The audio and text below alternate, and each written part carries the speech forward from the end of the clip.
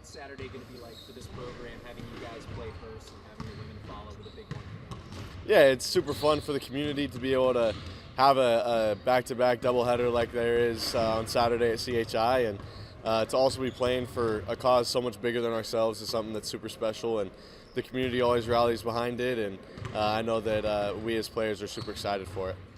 I know that Pink Out was deeper for you last year because of what you were going through, but what was it when the moment comes when we all stand up? Like what was that experience like the first time? Did it stick with you or not? Yeah, of course. It's obviously a vivid memory and recollection to be able to play in this game, and Saturday is going to be no different, I think, and for an opportunity to play for my Uncle Wayne, who has passed from cancer, and play for his memory, and then also the other family members that have battled cancer and so many more.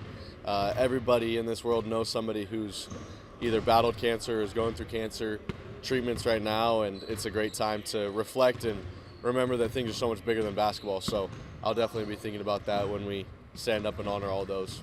Stephen, Max teams usually hit their stride in January. What do you think allows that? Is it you guys are that much more familiar? It just takes time to gel in? What is it about this team in particular that has allowed you guys to hit your stride in January?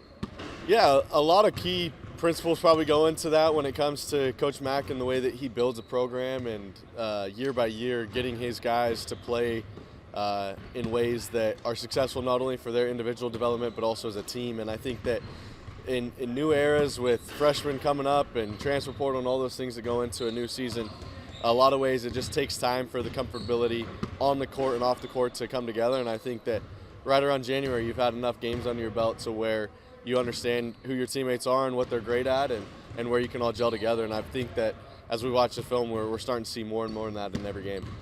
Was that process delayed a little bit when you guys lost Pop and after everything you went through? I mean, you missed the game, Falk missed the game. Was that delayed a little bit this year? Possibly, yeah. I think that injuries and just different roles changing throughout the season can obviously play a role into a team's level of play, and hopefully this is not the best that we'll play all year, and hopefully there's more good basketball to come for the Bluejays, and I think that there is, but at the same time it's that day-to-day repetition of putting in the practice, putting in the hours. How good are you feeling, health-wise, with how important movement is to your game? Yeah, things are feeling really good. I feel like I don't even think about it when I'm out there on the court. Obviously there's a lot of treatment that goes in before every practice, every game, all those type of things to make sure that my body's ready for the toll that it's going to take when playing, but nothing else I'd rather be doing. You looked like you tweaked it against UConn and then forgot about it a second later and started cutting again. Like, how used to it, just like playing through stuff are you at this point? Yeah, I think a lot of it comes down to the fact that nobody really cares. You're out there on the court, and if you're out there on the court, you better be giving it your all, and that's something that I feel like I try to live by, of giving everything I've got 100%. And so whether I'm banged up, bruised up, there's people going through everything out there on the court, and there's people going through everything in life. So you just gotta keep pushing through, and I think that's kind of the character of this team. Honestly, is just continuing to push through and battle through adversity. What's it like for you guys on the bench, seeing Sami making plays back at home, seeing JTT score 30 points?